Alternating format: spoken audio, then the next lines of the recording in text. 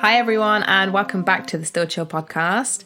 How you doing, Rose? I'm alright, thanks, Ra. How are you? I am not too shabby. Alright, yeah. Isn't that such a loaded question at the moment? Yeah, I also feel like it's so British as well. It's right. such a habitual thing to say, isn't it? And then the response is just as habitual. It doesn't matter what's going on in your life. Yeah, I'm alright, thank you. Yeah. Yeah, not too bad, thank you. Yeah, not bad. Anyway, lovely to have you with us. Me? No. You. You. Oh. No. We've been watching you. We've been watching, yeah. Okay, anyway. We're talking about political correctness today. Yes. So, should we start by maybe explaining what political correctness is? Yeah, so it's basically just trying not to insult or offend somebody, especially if that person is from like a disadvantaged background or they already get discriminated against. Yeah. It's just terminology that's used to put other people down, isn't it? Yeah, exactly. Well, it's not doing that. That's being politically correct. Correct. Yeah. Yes. Yeah. So, essentially, it's just words. And you always see that being used in arguments online, that it's just words, like people need to get over it, Yeah. freedom of speech. Why do you think words can be harmful? I definitely think that words can trigger emotions in people. Yeah. And if those happen to be negative emotions, then people tend to carry that stuff with them. Well, hang on a minute. We don't say negative emotions. No emotions are negative, all right? They're just emotions. But I know what you mean. Well, how do you refer to negative emotions? Well, then? they're not. What emotions specifically are you referring to? The ones that can develop into a mental health disorder. But which ones specifically? Sadness. Exactly. So sadness is sadness. It's not necessarily negative. But it's negative if it develops into a mental health disorder. Like, too much of that emotion is negative. Too much of that emotion is just too much of that emotion. It has a detrimental effect on your mental health, but the emotion is just the emotion. But the detrimental effect is negative, isn't it? Yeah, but that doesn't make the emotion negative. I know what you're saying, but you know what I'm saying? So you need to just grow up. Anyway, you guys know exactly what I was talking about. Yeah, so I can definitely see how words can contribute to people's mental health. What do you think? I think words are actually just as harmful as physical violence. Yeah. Can be. Mm-hmm. Can be. I think they can be. And I'll tell you for why. If you're walking down the street and you start punching up a randomer, there's going to be consequences, right? Because you've injured them, they could end up in hospital, it could cost them their life. That's a threat to society. Yeah. Right? With words, something you could say could trigger, like you said, a mental health. Let's say an eating disorder, which has the highest mortality rate of all mental health disorders. I think 3.4 million people in the UK suffer with an eating disorder, which, of course, is a mental thing, but also has a physical impact. The way it affects your organs, the way 100%. It affects your body, right? So how is that any different? Yeah, like Tilly Ramsey, for example, this week. Exactly. Tilly Ramsey, Gordon Ramsay's daughter, if any of you saw online, she was called chubby by a radio host, and he was like, oh, she's a chubby, what did he say? Like, she's a chubby little thing, and must be from all her dad's cooking, or something bang out of order, basically, commenting on her appearance, which is just not cool at all. And there's people like freedom of speech. Yeah, like, oh, and you know, it's not that big of a deal, like, it's only chubby, like, get over it kind of thing, you know? We've come across men like that how many times in our lives? Like, it's such a standard way to hear chubby older little men thing talk. Is a phrase that's commonly used in the UK, like... Oh, go on, babe. No, you. Just that that's all it takes. That's all it takes for someone to develop an eating disorder and potentially even body dysmorphia, all of that kind of stuff. It's awful. Yeah, and trigger something maybe that they've already overcome. We haven't even touched on addiction. There is so much, right? Yeah, and exactly. it really is just words. And what's happening right now is online is a free-for-all. Like, you can say what you want. The law hasn't caught up with technology. Yeah. And we're seeing the way in which I think people are responding as a collective. Yeah. To these kinds of incidents. Say, DaBaby, or even Dave Chappelle. Dave Chappelle, yeah. Right? And I think it's making people feel like they need to censor themselves, or that they can't necessarily say everything, which I don't think is actually useful at all. No, neither. But I also understand, just back to like Tilly Ramsey and DaBaby and all of these celebrities, I can also understand how it becomes a matter of safety for people. Exactly. When things are said that reinforce stereotypes or are offensive and harmful and, you know, kind of perpetuate like a certain narrative about a certain group of people, that is putting them at risk. Exactly, and it goes back to the physical violence. Like, the words do also lead to literally a stranger going down the street and beating someone up. Exactly. Yeah.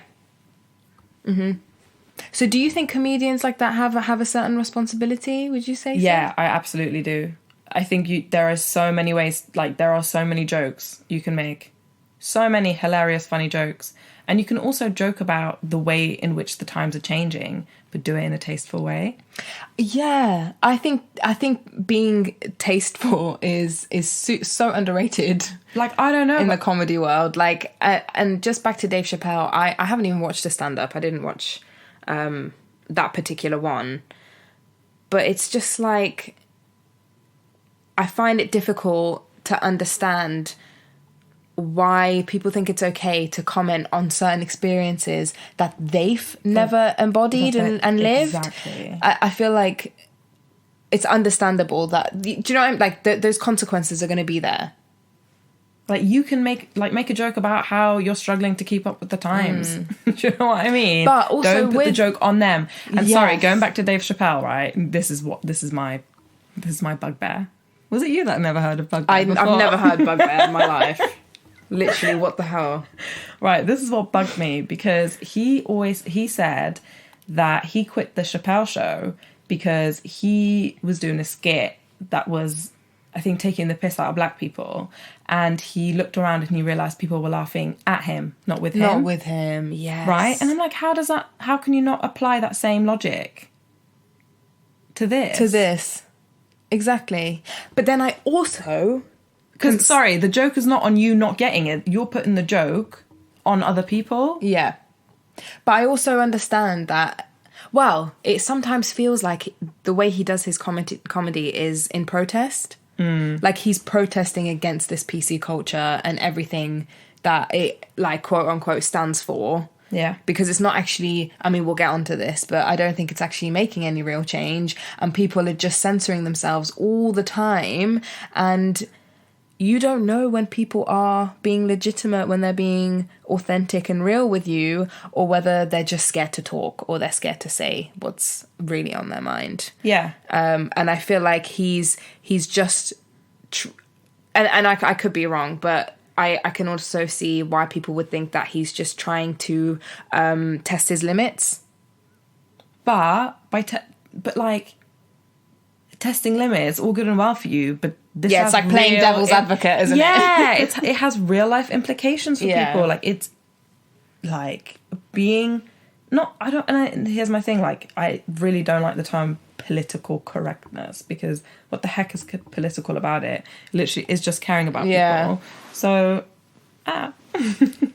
so I can't remember what I was gonna say. Sorry, it's okay. You had something on your face. Oh yeah, I was gonna say, so caring about what you say is essentially suicide prevention. Like, it really is that deep. It really is. Yes, I agree with that, actually. People are like, it's not that deep. How do you know? But then, and this is the other thing, is it just subjective? Like, what determines whether something is actually offensive and what's not? When was the last time you were offended? I mean, you offend me every day, but... No. Yeah. Yeah, it's probably just at home, like, if you or mum and dad make a comment. I get offended quite easily. I take everything personally, though, so... Bingo, right? Yeah. And that's why I'm asking whether you think it's subjective, like where people can draw the line and not draw the line. And I feel like that's a question that is always in the back of my mind. Yeah, I don't know. I feel like when you're being politically correct, or when you're speaking from... let's just abolish that term, right? Mm-hmm. When you're just, like, being mindful of the language you're using... Yeah. You're literally coming from a heart-centered place, mm-hmm. as opposed to, like, a logical, rational thinking mind. Technical place, yeah. Like, it's where our humanity lies, right? Do you think that people are defining themselves by their beliefs? Yeah. Yeah, right? Yeah, and I think that's the problem, yeah. I think people are building these belief systems... Mm-hmm. based off, like, how they think they should be, and they internalize them, and they build an identity around that. So they're like, this is me. Like, I'm an ally. I'm a this. I'm a that. Right? I believe in and I believe in And that leaves very little room for transformation. Yes. And for you to change your opinion. That's actually why I deleted my Twitter and my Facebook. Mm-hmm.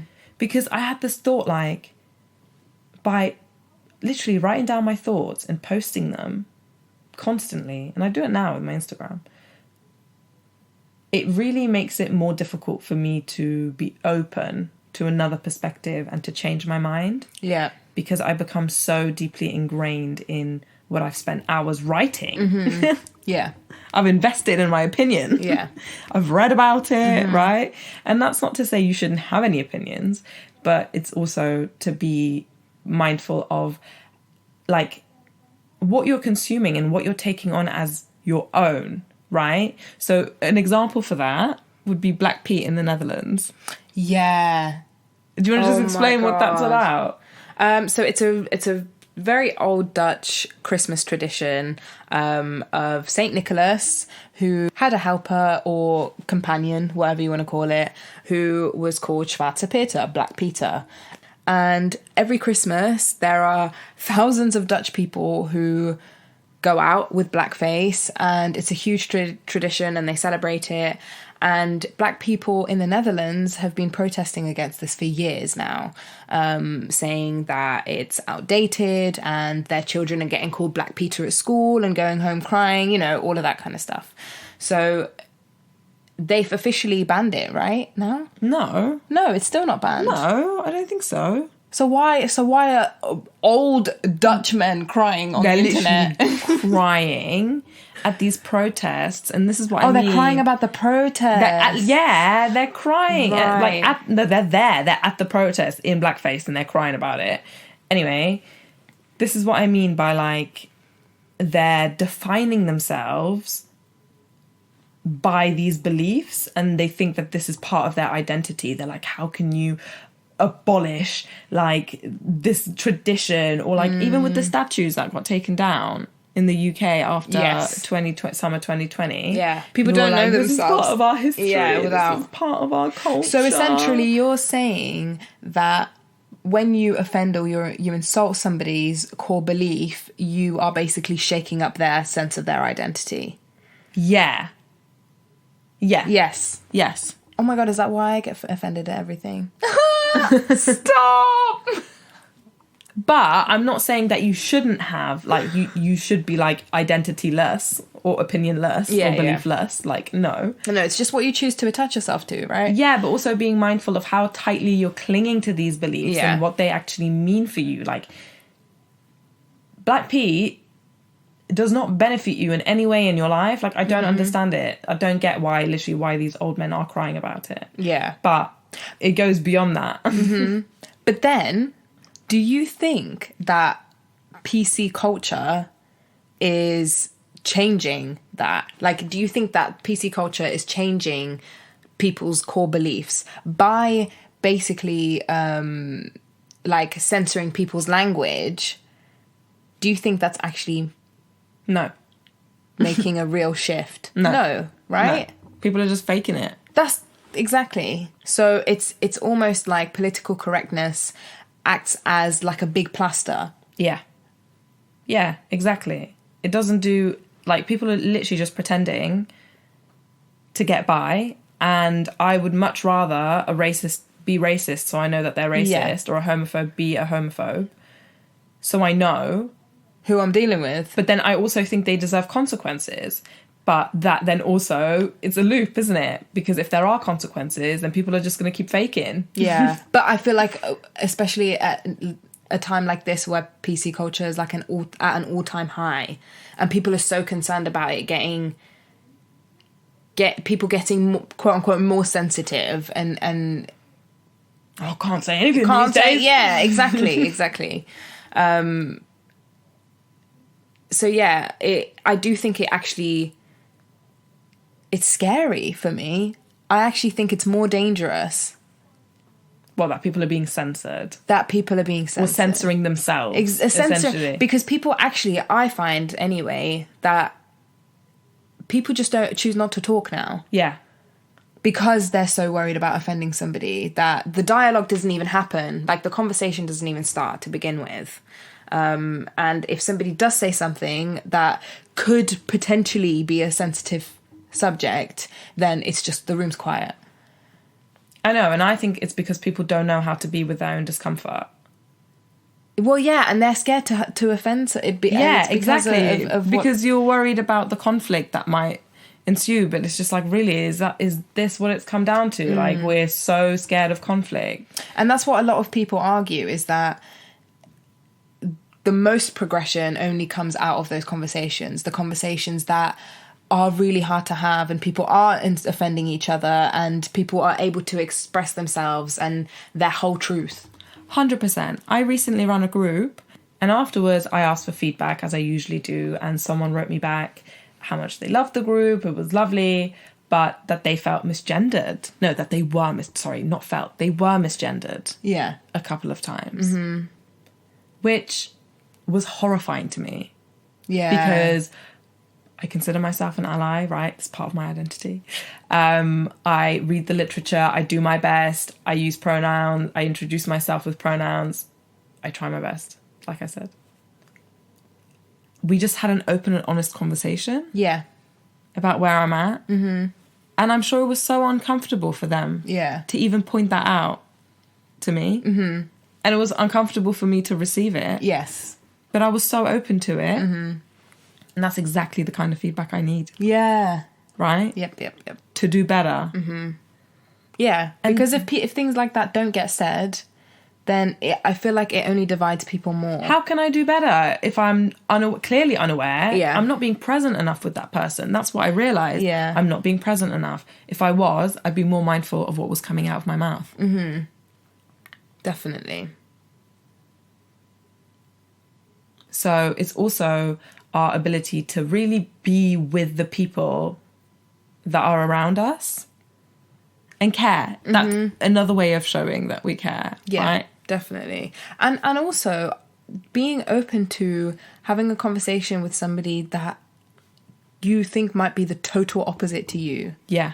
Because you'll find as well, not just in real life, but online, the more you feed into your own ideas, the more that's going to come up for you. Does that make sense? Like, you're creating an echo chamber for yourself. Yeah. And it just makes the ideas that you already have even stronger, to the point where they could potentially even be extreme.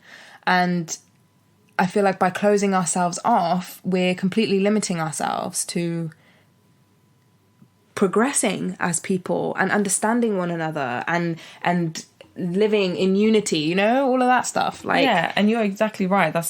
We're closing our hearts off to each other. And that's not good. It's not good. It's very bad. It's not good at all. Yeah. We're closing our hearts off to people. We're closing ourselves off, which means we're closing ourselves off to a part of life. Like, we're literally only partially living. Mm-hmm. And when the unexpected happens, or we are eventually confronted with something, we take it that much harder. Yes. And that offence is that much deeper. Yeah. But again, should you always have to expose yourself to that kind of stuff? No. No, absolutely Right? not. I think you have to know your capacity, and I think you should only engage with people like that, or people who have different ideas to you, if you know you're not actually putting yourself in harm's way, and it's safe for you to do so. And if you have a genuine curiosity, do you know what I mean? It's not like you have to force yourself to talk to someone. It's just being aware of your surroundings and the ideas that you've got, and how you know, just your general perception in life. Yeah, exactly. And have you ever been wrong about someone? Like, have you ever tried to boycott someone who you felt like wasn't politically correct, and they offended you, and then you were like, oh, I think I was wrong about this person? Not that I can think of off the top of my head. I've definitely judged people based off of what I thought to be their background, and then it turned out it actually isn't at all, and they're totally different to what I expected them to be. But yeah, I'm basically just saying that I judge people even quicker than that. What about you? Have you ever met someone who said...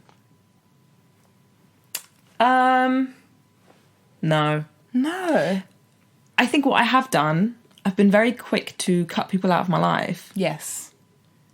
Because I haven't liked what they've posted, or I haven't liked what they've said, and I'm very quick to like block or unfollow or mute. Mm-hmm. And what I've realised is those things are very fleeting. And again, my opinion changes over time, and I realise that people aren't defined by one thing they've said or one action that they've taken. And after 5, 6, 7 years, you yourself transform, and you see the other person often transforms as well. And then you're like, wow, I made like such a final decision like a couple of years ago when I unfollowed loads of people. Yeah. And now I'm like, I wonder what they're up to. Like, yeah, when human beings are actually their profiles are private. Yeah, yeah. And then it's just too awkward to hit that follow button again. Definitely. So another thing also is, are people really just defined by something they've said or something that they've done? No, right? No. Human beings are so fluid. I feel like we're changing constantly. So, yeah. So those conversations do need to happen in order for that. For like second chances and stuff, right? But then again, I'm like, well, R. Kelly, second chance? No. Oh, that's an extreme case. No, it's not. It's not an extreme case. Yeah, like, it is, because we're talking about censorship and political correctness, and I feel like... Okay, that's not political correctness. Yeah, it's literally abuse. It's actual abuse. That's okay, fair enough. But yeah, that's why I said as well, like, just knowing your capacity. You don't have to do too much. It's whatever you're comfortable with. Yeah, and I think PC culture is being used to like divide us even further as well. I don't know if it's PC culture. Like, I don't like, why have I said that? I've said that because I've read that somewhere. It's not PC culture. It's literally this whole idea that like you can say something or you can't say something. Yeah, when it's just, it's not that black and white. It's not so There are so many nuances. Yeah, that's the other thing. Exactly. And obviously we see it in our day-to-day life. You, like I said, you might block someone. You might be like, no, I don't like what this person has said. I'm going to cut them out of my life. Or they've been abusive. You might see it in a celebrity, right? But it happens on a much larger scale as well, globally. Mm-hmm. And I think people are like so caught up on cancel culture online. I don't think these people ever really get cancelled. They still have a platform. They still have fans. Ooh, well, some would argue. I think it depends, really. Because what I've personally noticed a lot of the time is... black artists and celebrities tend to get cancelled way more than white. Yeah, of course. Like, in the sense that they actually they don't get invited to things anymore. They basically lose money. Yeah, is what I'm saying. And there's Katie Hopkins out here, who's Piers Morgan saying all of this stuff, but Wiley still doesn't have. He's not allowed. He's not on social media. Yeah. But should they be allowed to say whatever they want the way that they are? Who? Katie Hopkins and Piers Morgan. Again, we're talking about like harm, like actual harm. Like fueling violence and like fueling hatred and rage within people. Mm-hmm.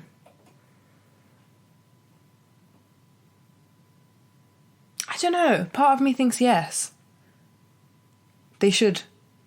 They should have a platform. Yeah, but then I think everybody should have a platform. Well, here's where the platforms and the algorithms come in as well. Yeah. Because... You found a study about that, didn't you? I sure did. It is a study. Bless her, I don't know her name. It was a TikTok I found. She did a study. Oh, I wish I'd know her name, and I hope her pronouns are she. We can tag her in the description. Yeah, we will. Yeah. We will. So in this study, this person looked at, I want to say about 400 TikToks that were... No, let me start again. So in this study, this person followed 14 accounts that were known to post transphobic content. Mm-hmm. And they wanted to see what the algorithm would do, essentially. Right. And what they found was about, I think, 40 videos in, they started to get racist content and homophobic content. Right. And then like 400 videos in or 300 videos in or something like that, they started to get like the hate symbols. And TikTok was just feeding them like far-right ideology. So it was like, oh, you're a transphobe? Great. Here's loads of homophobic content for you too. Loads of racist content for you. And teenagers are so impressionable. So that's obviously going to fuel the way that they develop their worldview. Yeah, definitely. And also, how is that allowed? Yeah. You're literally reinforcing, you're going from one idea and you're making one it extreme bigger and ideology, bigger, by the way. To the point of radicalization. Yeah, exactly. Like, it literally gets to extreme, it gets to the point of extremism, and that's just because of the algorithm. That is wow. Right? Wow. She said she wanted to burn her phone at the end. Yeah. Yeah. But then that's why it is dangerous online as well, because there's no regulation people can consume as much as they like. People can be consuming all of this content day in, day out, which a lot of people do. Yeah. That stuff is not controlled or policed in any way. But then going on to policing and like government censorship. Yeah. What about countries like Iran, where me and you literally don't post anything political, even though we hold very strong political opinions about it. Yeah. Right? Because our lives and our families' lives would literally be at risk. Like, that stuff is monitored, it's controlled, and it's censored. Yeah. And they will find you. And yeah, of course. Because here's the thing. When you're censoring people, you're putting fear in them. Yeah. And people then stop doing what comes from within and what's authentic to them, and they start playing a role, and that makes a really sick society. And we're seeing that in Iran. Right. And you have to blindly follow the regime, the government, the rules. And I think that's where the pushback is also coming from within like pop culture, cancel culture, that people are like, oh, we feel restricted. And then there's a load of people being like, how do you feel restricted? All you have to do is be mindful of what you're saying. Don't upset anyone. Don't do anything harmful with your actions. Like, just be a decent human being. And other people are like, no, you're limiting my freedom. And I get both. Yeah. But I also find what the other issue is that the people who do complain about somebody's language then get made out to be like, oh, you're just cancelling this person because you've got nothing better to do, and it's blah blah blah. No, it's like, here's the thing, in the age of technology, the way that people are blowing up online, say the holistic psychologist has got like 4 million followers or whatever, of course people should be able to critique them. That's the whole point, right? Yeah. So then you can form an opinion of whether you want to support this person and put money in their pocket and let them influence your mind. Yeah. Or not. So that discourse needs to be allowed. Yes. But then where do you draw the line between that and trolls? Well, I don't think it's cancelling. Like, I just don't think it's... I don't know if cancel culture even is a thing. Like, I don't know if it's not cancelling. It's just holding people accountable. Yeah. And them having to suffer some sort of consequences. But also being like, you know what? If you fix up, for real, your core values, not just faking it, right? Yeah. You get you get more shots. It's also usually if you have certain privileges, of course, but also if you apologise in the right way, then you definitely don't tend to get cancelled. I feel like it's the ones that deny till they die and they end up fighting the people who are calling them out. But that's the problem with celebrities, because they've got publicists and like nothing is like comes from them. Yeah. Do you know what I mean? Yeah, and then we just blindly support them again and we move on. And that's the issue as well. It's like, but then what's also the right amount of accountability? What are the right consequences? And you say they've got a publicist and all of that, which is totally fair enough. So it doesn't seem authentic or genuine. But what if they are genuinely sorry? And they want to fix their mistake and they're not going to use that language again and they will be better. Yeah. You know? What can we really expect from people? Can you think of anyone who's like been cancelled and then like came back stronger?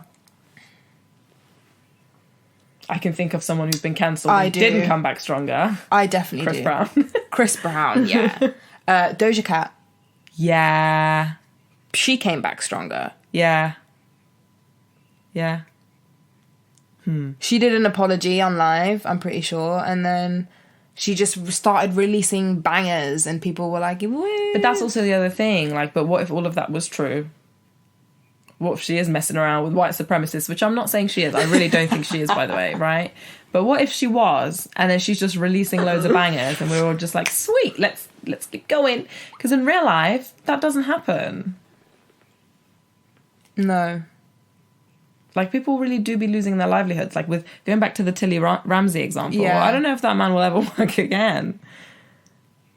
That's true. In radio, at least. Do you know what I mean? It depends on your power and status and the amount of money you got, the connections you got, you know? Yeah. Who is going to fish you out of this? Exactly. Because... So my issue is, if this is becoming part of our culture and we start treating each other like that, how do we come back from it? Because we're literally just we're believing the celebrity life as like, this is how we should do it. Yeah, that's boundaries. Like the standards. Yeah. Yeah. But I don't know if in real life you can come, like, I don't know what I'm talking about. That's all right. It's late. Yeah, and I think I also have an issue with the righteousness on both sides of the scale.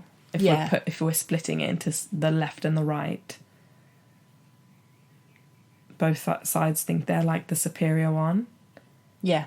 But my real gripe is with the left, who again are on their moral high ground, conscious, more aware. Yeah. But then also, what? Conflict is healthy. I think not when people are pretending to be one way and they're another. This is my biggest issue with the whole PC culture thing, is I'm genuinely scared because I don't know whether you're racist. That's it. But if people get to freely be themselves, don't you think it's gonna fuel it and exaggerate it? So if someone is racist, it'd be more extreme. Yes, I do. It's a real fine line, isn't it? Yeah. Between what's acceptable and what's not. But still, if I had the choice, I would still rather my racist be racist. My racist. Like the they belong racist. To me. Yeah. I want to know what I'm dealing with. I want to know where I stand. It's so confusing. I've actually had interactions where I know that somebody is racist and they're just being very wary of the language that they're using around me. Yeah. And that almost feels worse because you feel manipulated. You feel like they're manipulating you and the people around you, or they're gaslighting. You feel gaslit. Yeah. Like, it's a bit like, this is weird. You can sense it, can't you? It's really not something that even has to be verbal a lot of the time. Yeah, exactly. Do you feel like you censor yourself? Honestly, not anymore. I feel like there was a period in my life where I did, because the things that we grew up saying, like at school, are totally not okay to say anymore. And yeah, I had to learn certain things and process them and accept them and you know, change some of the habits that I had. So I feel like, yeah, I used to, but at this point in my life, no, I can't really think of a time where I've had to be like, oh, better not say something to offend. Yeah, I don't feel like, unless I feel a certain way about white people in particular, and I just bite my tongue. So I guess that is censoring myself, but I don't believe it to be harmful, and that's why it doesn't feel like it's to do with political correctness, because I don't think that what I'm saying it would have been insulting. It's just that I know it would make the other people feel uncomfortable. So it's the discomfort more than the harm. Yeah. Interesting. Yeah. What about you? Do you think you do? Yeah. Going back to your example of talking about white people, I don't do that online. Not really. I might reshare what someone else has said, but I don't use my own words, and that's because I'm like stating my opinion. Yeah. And you're asking for it to be challenged. I'm not trying to educate anyone on that. But I will have those conversations in real life. So online, I guess I'm being more self-compassionate to myself because I know I don't have the capacity to engage in dialogue with literally anyone. Anyone. Yeah. Could be anyone. Yeah. Anyone that wants to interpret, receive, misinterpret, yeah, anything that you've said. And you technically have to be okay with discussing whatever it is you've written. Yeah. And I can't be asked. But in real life, I can gauge whether you have the capacity to understand my perspective or not. Yeah. And sometimes, if you don't, I will make the effort to educate you. And sometimes I won't because I can't be asked. Yeah. But that's up to me. Yes. You know what I mean? Exactly, yeah. So I wouldn't do it to fuel an argument or I think when you do that, you hold resentment. When you hold back. No. When you're just attacking people all the time. Yeah, there's a resentment within you, and that's what you're reacting to. Yes. So, you know what I said earlier, like, how dare you make me feel like this? It's almost like, how dare you make me feel like this? Yeah. And then you react to that emotion, or you react to the reaction. Yeah, definitely. And that's why I feel like I censor myself too, because I'm always really conscious about looking like I've got a chip on my shoulder. It's about perception, isn't it? About how you're being perceived by other people. Why did you say that, Ian?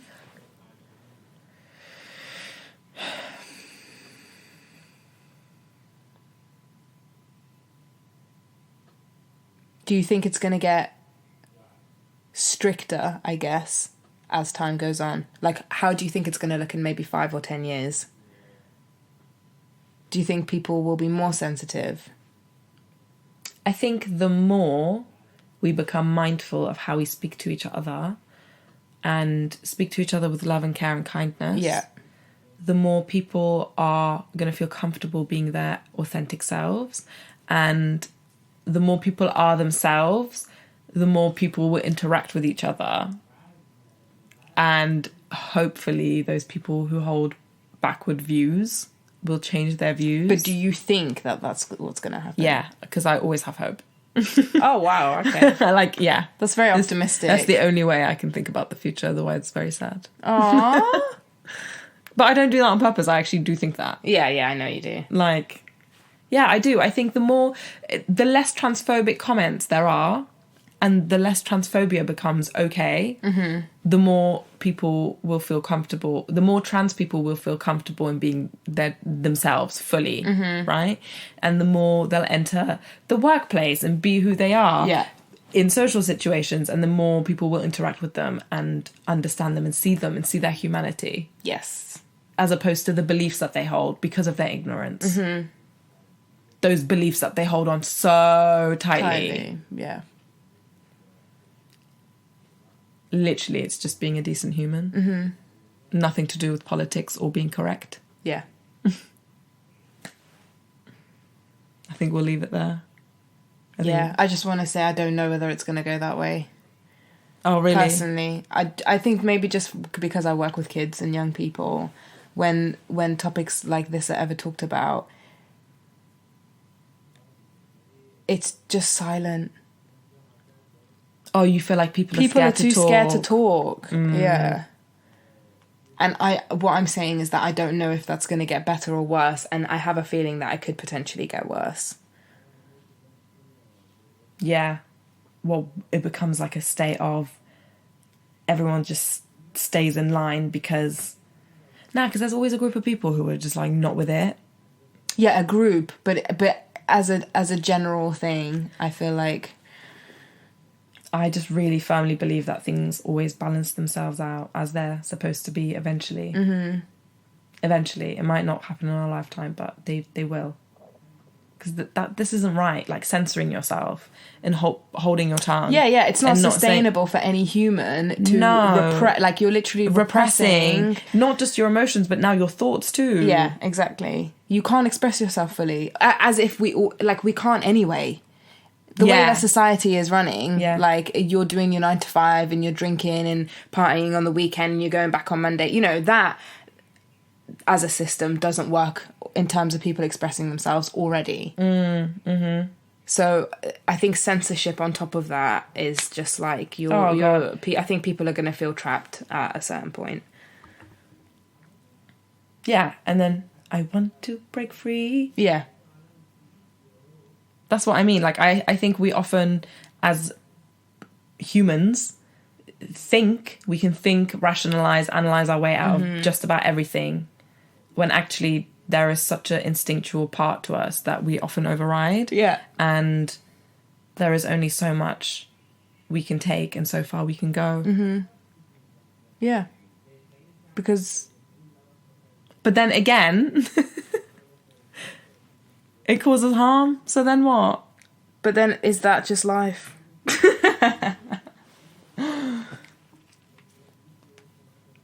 Like, you're talking about balance. Yeah. The harm has to be there to a certain extent. It's just, can we minimise that as much as possible? Exactly. So, yeah, I think... No, and also, let's just abolish everything and just start again. Again. I know. Because it's the way that the system is functioning that perpetuates this closed offness, this closed heartedness of people in the way in which they're not seeing each other because of how they're having to live in this mess that is Babylon. Do you know what I mean? No, but do you know what I mean? Do you know what I mean? Like, that's what's making people closed off and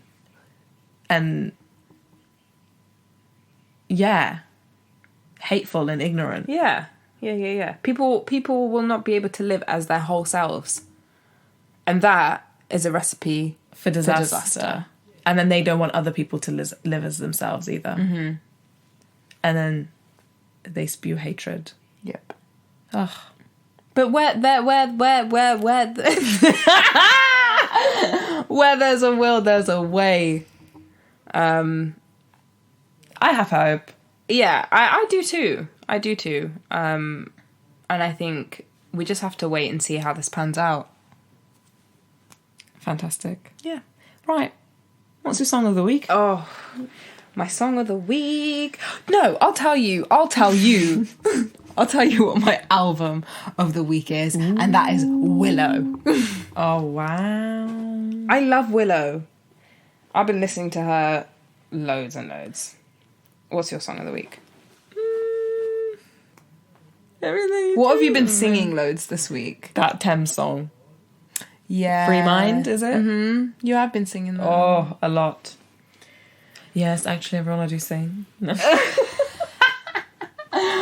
Okay, we need to stop this episode right now. Thank you so much. Please let us know what you think. Let us know if we've said anything that's been politically incorrect. And are you finding it hard to have open conversations with people about sensitive topics? Like, are you finding that you're censoring yourself or that other people are? Let us know. Thank you. Thank you very much. Bye.